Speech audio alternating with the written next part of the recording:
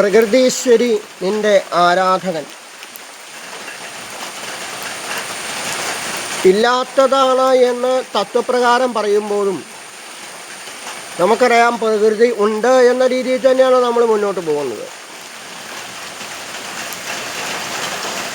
സംരക്ഷിക്കപ്പെടേണ്ടത് തന്നെ സംരക്ഷിക്കപ്പെടണം. ലോകത്ത് ഏറ്റവും കൂടുതൽ ഓക്സിജൻ പുറത്തുവിടുന്നത് ഒന്ന് ആൾവൃക്ഷത്തിന് 7 പ്രദക്ഷിണം വയ്ക്കുമ്പോൾ എന്തായിത്തീരുന്നു? അവിടെ കാർബൺ ഡൈ ഓക്സൈഡ് സ്വീകരിച്ച ഓക്സിജൻ പുറത്തുവിടുന്നു.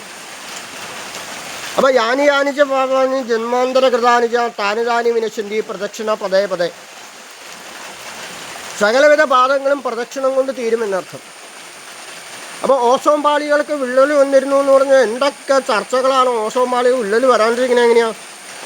ആവാസ വ്യവസ്ഥകളെ സംരക്ഷിക്കാതെ സർപ്പക്കാവുകളൊക്കെ ഷീറ്റ് കൂട്ടുമൊക്കെ ഉണ്ടാക്കി മറിച്ച് അഡ്വാൻസ്ഡ് ആയിട്ടുള്ള ലേറ്റൊക്കെ ഇട്ട് ചില സർപ്പക്കാവിലൊക്കെ അങ്ങനെയാണ്. സർപ്പദൈവങ്ങൾക്കൊക്കെ പ്രകൃതിക്ക് അനുസരിക്കുന്ന രീതിയിൽ തന്നെ മുകളിൽ നിന്ന് മഴ പെയ്യുമ്പോൾ വെള്ളം വെച്ച് പിടിപ്പിച്ചിരിക്കുന്നതായ കവുങ്ങിൻ്റെ പൂക്കുലകൾ സ്വാഭാവികമായിട്ടും സർപ്പത്തിൻ്റെ മുകളിൽ വീഴണം. ഇതൊക്കെ വേണം.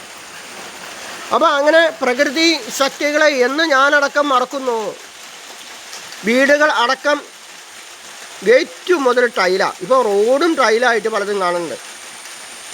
അപ്പോൾ കല്ല് വിരിച്ചതായ ക്ഷേത്രങ്ങൾ ധാരാളമുണ്ട്. ആ കല്ല് വിരിച്ചതിനെ താന്ത്രികമായ അല്ലാതെ വാസ്തുപ്രകാരം അല്ലാതെ ചോദ്യം ചെയ്യാതെ അതിനെ അന്വേഷിക്കാതെ അകത്തൊക്കെ ടൈല് വിരിച്ചു. എന്നിട്ടോ വർഷം വെച്ചപ്പോൾ പറഞ്ഞു ഇത് കുത്തി പൊളിച്ച് മാറ്റണം. എത്രയോ ക്ഷേത്രങ്ങൾ തന്ത്രിമാർ ഈ ടൈല് കുത്തി പൊളിച്ച് കളയാതെ പൂജിക്കുകയില്ല എന്ന് പറയുന്നുണ്ട്. കാരണം തെന്നി വീഴും ഒന്നാമത്. അപ്പോൾ കല്ല് വിരിച്ചതായ ക്ഷേത്രങ്ങൾ അറിയാം. തലപ്പുഞ്ഞ മഹാദേവ ക്ഷേത്രം, അതുപോലെ തന്നെ പെരുമ്പള്ളി ക്ഷേത്രം, അതുപോലെ കാഞ്ഞൂര് ക്ഷേത്രം, കാഞ്ഞൂര് മലയാറ്റൂർ പന്തക്കൽ ക്ഷേത്രം. ഇവിടെയൊക്കെ തന്ത്രി മുഖ്യൻ ശശിപ്പാടിനോട് ചോദിക്കുക, അല്ലെങ്കിൽ അണിയക്കുറ്റാട്ടം മനത്താറ്റോട് ചോദിക്കുക, അല്ലെങ്കിൽ ചേന്നാസനോട് ചോദിക്കുക. അകത്ത് കല്ല് വിരിച്ചിട്ടുള്ളതായ ക്ഷേത്രങ്ങളിൽ വെറുതെ തളിച്ചാൽ മതി എന്നർത്ഥം. മറ്റേതിനകത്ത് തളിച്ച് മെഴുകി എന്നെഴുതി ഒരു പൂവിട്ട് നേദ്യം നേത്രം വയ്ക്കണം. കല്ല് ഉള്ള അത്തരത്തിൽ പൂ പോലും ഉണ്ടാകുന്ന തന്ത്രിമാർ പറഞ്ഞാൽ അത്രയ്ക്ക് ശുദ്ധ നേദ്യം വയ്ക്കാൻ. വെറുതെ ഒന്ന് തളിച്ചാൽ മാത്രം മതി. ബാക്കിയുള്ളിടത്ത് കഴുകി തുടച്ച് എന്നെഴുതി മോതിരവെല്ലം കൊണ്ട് എഴുതി അതിൻ്റെ മുകളിൽ ഒരു പൂവിട്ട് എന്തൊക്കെയാണ് കല്ല് വിരിച്ചെടുത്ത തന്ത്രിമാർ. ഏത് തന്ത്രിമാരോട് ചോദിച്ചു അകത്ത് കല്ല് വിരിച്ചിട്ടുണ്ടെങ്കിൽ അവിടെ വെറുതെ ഒന്ന് തളിച്ച് നേദ്യം വയ്ക്കാമെന്നേ പറയാറുള്ളൂ. ചിലർ പൂ പോലും ഇടാൻ സമ്മതിക്കും. ചിലരാണെങ്കിൽ ഒരു പൂ ഇട്ടോളൂ, ചിലർ പൂ പോലും ഇടാൻ സമ്മതിക്കാറില്ല. അത്രയ്ക്ക് വൃത്തിയും ശുദ്ധമാണ് കല്ലിന് പ്രത്യേകത. ടൈലിട്ടു, കാലിരുന്നു, ഒരു പൂജ ചെയ്യുമ്പോൾ എനിക്ക് എഴുന്നേക്കാൻ പറ്റുമോ? അല്ലെങ്കിൽ മേശാന്തിക്ക് എഴുതാൻ പറ്റുമോ? തന്ത്രിക്ക് എഴുതാൻ പറ്റുമോ? ഇല്ല. കാരണം കാല് മരവിച്ച് തണുത്ത് വിറച്ച്, അല്ലെങ്കിൽ തന്നെ തണുപ്പാണ്. അപ്പം തണുത്ത് വിറച്ച് മരവിച്ച് നന്ദിനേനോ മഹാകാളായനോ ശൂലപാണേനോ പരശുപാണേനോ എന്ന് തളിക്കേണ്ടി വരുമ്പോൾ തന്ത്രി തളിക്ക് വരുമ്പോൾ വിചാരിക്കും അയ്യോ അങ്ങയുടെ കാലിന് എന്താ പറ്റിയേ, ഇങ്ങനെ വളഞ്ഞാണല്ലോ നടക്കണേ?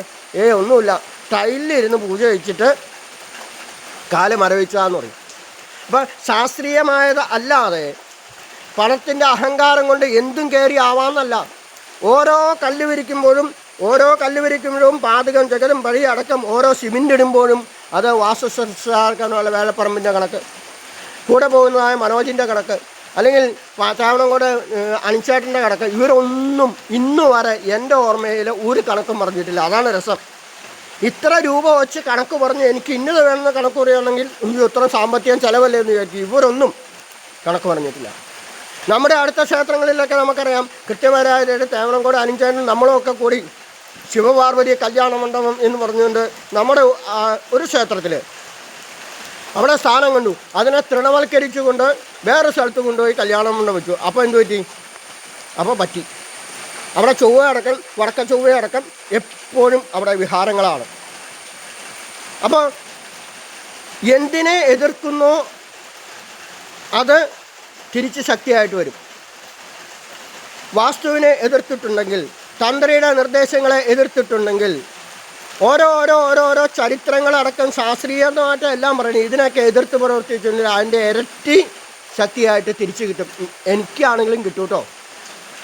ഇന്നയാൾക്ക് മാത്രമല്ല, എനിക്കാണെങ്കിലും നിൽക്കും. തന്ത്രിയുടെ വാക്കുകളെ, വാസ്തുശാസ്ത്രജ്ഞന്മാരുടെ വാക്കുകളെ, പഴയുള്ള കണക്കുകളെ തെറ്റിച്ചുകൊണ്ട് സ്വന്തം അഹങ്കാരപ്രകാരം അഡ്വാൻസ്ഡ് ആയിട്ട് രീതിയിൽ എന്തുണ്ടാക്കിയോ അതിനൊക്കെ തിരിച്ചടി കിട്ടും. അത് എനിക്ക് മാത്രമല്ല, എല്ലാവർക്കും ഉണ്ട്. അപ്പം ആവാസ വ്യവസ്ഥകളെ നിലനിർത്തുമ്പോൾ ലോക പരിസ്ഥിതി ദിനത്തിൽ പലരും മെസ്സേജ് അയച്ചിട്ടുണ്ട്. തിരുമേനി കഴിക്കുന്ന അമ്പലത്തിൽ ഞങ്ങൾക്ക് എന്നും പരിസ്ഥിതി ദിനം. ഒരു ദിവസം പോലും ഇവിടെ നട്ടുകൊടുത്തിരിക്കുന്ന ചെടികളുടെ തല ഒടിച്ചാൽ മാത്രമേ അത് മൂക്കുള്ളൂ പൂവുണ്ടാക്കും. ഞങ്ങളുടെ സുഹൃത്തായ വിനോദ് BT മാഷ് പറഞ്ഞതെന്നാണ്. അപ്പോൾ അങ്ങനെ കൃത്യമായ രീതിയിൽ തന്നെ ഓരോ ദിവസവും നമ്മൾ ഓരോ ചെടികളടക്കം ഓരോ വാഴയടക്കം സംരക്ഷിക്കപ്പെടുമ്പോൾ അതിനകത്ത് വലിയ അത്ഭുതമൊന്നുമില്ല. ഞങ്ങളെ സംബന്ധിച്ചോളം, തലപ്പുഞ്ച ജീവനക്കാരെ സംബന്ധിച്ചോളം, 2 ജീവനക്കാരേ ഉള്ളൂ, ജീവനക്കാരെ സംബന്ധിച്ച് ഞങ്ങൾക്ക് എന്നും പരിസ്ഥിതി ദിനം. ഞങ്ങളെ സംബന്ധിച്ചോളം എന്നും പരിസ്ഥിതി ദിനം. ഒരു ദിവസം പോലും ഒരു പുഴുവുള്ള തുളസിയുടെ ഇലയോ അല്ലെങ്കിൽ മന്ദാരത്തിൻ്റെയോ അല്ലെങ്കിൽ മറ്റു എന്തിൻ്റെയോ ഓരോന്നിൻ്റെയും സൂക്ഷ്മമായ രീതിയിൽ അതിനെ നമ്മൾ സംരക്ഷിച്ചുകൊണ്ട് കൃത്യമായ രീതിയിൽ തന്നെ ഓരോന്നിൻ്റെ പുഴുവും കളഞ്ഞ് ഓരോന്നും കൃത്യമായ രീതിയിൽ പൂക്കുന്നുണ്ടോ എന്ന് നോക്കി വാഴയടക്കം ഓരോന്നിനെ സംരക്ഷിക്കപ്പെടുന്നു ഓരോ ദിവസവും. അപ്പോൾ അങ്ങനെ സംരക്ഷിക്കപ്പെടുമ്പോൾ ഇതിനകത്ത് വലിയ അത്ഭുതമൊന്നുമില്ല. ഞങ്ങളെ സംബന്ധിച്ചോളം എല്ലാ ദിവസവും ലോക പരിസ്ഥിതി ദിനം തന്നെയാണ്. അപ്പം ഈ പലയിടത്തും നമുക്കറിയാം ലോക പരിസ്ഥിതി ദിനത്തിൽ എന്ത് സംഭവിക്കുന്നു. നമ്മൾ രാജീവ് സാറടക്കം പുത്തൻകുരിശിലെ രാജീവ് സാറടക്കം ഞങ്ങൾ അന്ന് പരിസ്ഥിതി ദിന ആഘോഷത്തിൽ അവിടെ പെരുമ്പള്ളിയിലേക്ക് ധാരാളം വെച്ചുപിടിപ്പിച്ചിട്ടുണ്ട്. വെച്ചുപിടിപ്പിച്ചാൽ അത് മുളച്ച കുറച്ച് ചാണകപ്പൊരിയും ചാരമൊക്കെ ഇട്ടതായിട്ടാണ് നമ്മുടെ ഓർമ്മ. പിന്നീട് അത് സംരക്ഷിക്കപ്പെടുമോ എന്നറിയില്ല. എത്ര ചെടി നട്ടു എന്നുള്ളതല്ല, എത്ര വൃക്ഷം നട്ടു എന്നുള്ളതല്ല, എത്ര വേര് മുളച്ചു എന്നല്ല, എത്ര വിത്ത് മുളച്ചു എന്നല്ല, എത്ര എണ്ണ അല്ല കറക്കം. ഒന്നാണെങ്കിൽ ഒന്നിനെ സംരക്ഷിക്കപ്പെടേണ്ട ഉത്തരവാദിത്വം എല്ലാവർക്കും ഉണ്ട്. നട്ടിട്ടങ്ങ് പോയാൽ പോരാന്നർത്ഥം. അപ്പോൾ ലോക പരിസ്ഥിതി ദിനങ്ങളിൽ നട്ടിട്ടുണ്ടെങ്കിൽ അതിനെ സംരക്ഷിച്ചിട്ടുണ്ടെങ്കിൽ വീടടക്കം ക്ഷേത്രങ്ങളടക്കം സ്വയം പര്യാപ്തത വന്നിരുന്നേനെ. വെറുതെ നമ്മൾ കഴിക്കുന്നതായ എന്തെങ്കിലും വസ്തുക്കളുടെ വിത്തുകൾ എറിഞ്ഞാൽ മതി. വെള്ളരിക്കയോ അല്ലെങ്കിൽ കേരളത്തെ കാശിനേട്ടം പറഞ്ഞാൽ ചുമ്മാ വലിച്ചെറിയേ, അവിയലിൻ്റെ കഷ്ണങ്ങൾ പുറത്തേക്ക് വലിച്ചെറിയേ, അവിടെ നിന്ന് മുളച്ച് നിറച്ച് ഇപ്പോൾ വന്നേനെ. അപ്പോൾ പരിസ്ഥിതി ദിന ആഘോഷങ്ങൾ മാത്രം പോരാ, 1, 2, 3 ആണെങ്കിൽ സംരക്ഷിക്കണം. കഴിഞ്ഞ 6 വർഷമായിട്ട് ഞങ്ങളുടെ സ്വന്തം ചെലവിൽ 108ഓളം കൂവളത്തിൻ്റെ ഞങ്ങൾക്ക് എത്തിക്കാവുന്നിടത്ത് മുഴുവനും എത്തിച്ചിട്ടുണ്ട്. അതിൽ ഏനാനല്ലൂർ മഹിളമാർ ക്ഷേത്രം, വക്കുള്ളി അമ്പലം, തലപ്പുഞ്ച അമ്പലം, 3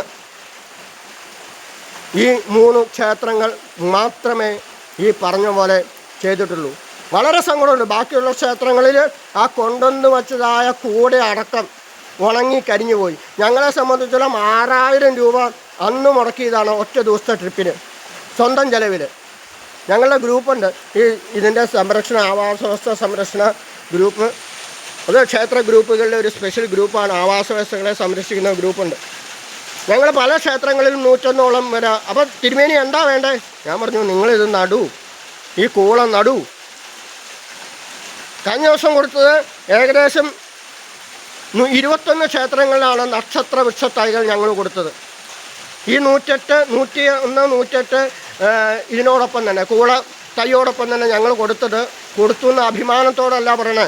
ഒരു നാണയം, ഒരു പൈസ, ഒരു വണ്ടിക്കൂലിയും മേടിക്കാതെ ക്ഷേത്രങ്ങളിൽ കൊടുത്തിട്ട് തലപ്പുഞ്ച മഹാദേവ അഭിമാനത്തോട് പറയുന്നു. തലപ്പുഞ്ച മഹാദേവ ക്ഷേത്രവും വക്കോളി ക്ഷേത്രവും അതുപോലെ തന്നെ വളരെ ചുരുക്കം ക്ഷേത്രങ്ങൾ മാത്രമേ അത് സംരക്ഷിക്കപ്പെട്ടുള്ളൂ. ഒരു ക്ഷേത്രത്തിൽ ചോദിച്ചാൽ പറയാം, കമ്മിറ്റിക്കാർ എൻ്റെ അടുത്ത് പറയാം, നമ്മളൊക്കെ ഒരുമിച്ച് പഠിച്ച ഒരേ പ്രായക്കാരല്ലേ, കൂളവും നക്ഷത്രവൃക്ഷവും ഇവിടെ കൊണ്ടുവന്ന് വെച്ച് കഴിഞ്ഞാൽ അത് സംരക്ഷിക്കേണ്ട 1500 രൂപ ചിലവ്, വലയിട്ട് ചിലവൊക്കെ ഭക്താനങ്ങൾ കൊടുക്കണം. എങ്ങനെ കൊടുക്കാൻ സാധിക്കും? ഇവിടെ പലർക്കും മഴക്കാലമായിട്ട് ജലദോഷം ചുമയായിട്ട് മരുന്ന് മേടിക്കാൻ പോലും പൈസ ഇല്ലാണ്ടിരിക്കുന്ന സമയം. അങ്ങനെയല്ല, ഒരു സംഭവം നമ്മൾ സമർപ്പിച്ചു കഴിഞ്ഞാൽ അത് കൊണ്ടു നടക്കേണ്ട ഉത്തരവാദിത്വം പരിപൂർണമായിട്ട് നാട്ടുകാർക്ക് തന്നെയാണ്. അപ്പോൾ കഴിഞ്ഞ ദിവസം ഇവിടെ ഒരു കൊല കൊലച്ചപ്പോൾ ഞങ്ങൾക്ക് ഒരു സന്തോഷം ഉണ്ടായി. കാരണം എന്താ പറയുക, 12 പുത്രന്മാരെ അല്ലെങ്കിൽ പുത്രിയെ ഉൽപ്പാദിപ്പിക്കുന്നതിനേക്കാളും സന്തോഷമാണ് ഒരു വാഴ കൊലച്ചുകാടിപ്പോൾ. ഇവിടെ തന്നെ ഉണ്ടാകുന്നതായ വാഴക്കൊലകൾ ഒരു രാസവളവും ചേർക്കാതെ ചാണകപ്പൊരിയും ചാരയിട്ട് വളർത്തുന്നതായ വാഴക്കൊലകൾ. അതാണ് ഹരിയേട്ടനോട് 100% ബഹുമാനിക്കുന്നു. ഹരിയേട്ടനെയും കൂടെ പുതുവാമന ഹരിയേട്ടൻ്റെ നിർദ്ദേശപ്രകാരമാണ്. എന്തുകൊണ്ട് ഇവിടെ കുഴപ്പമില്ല?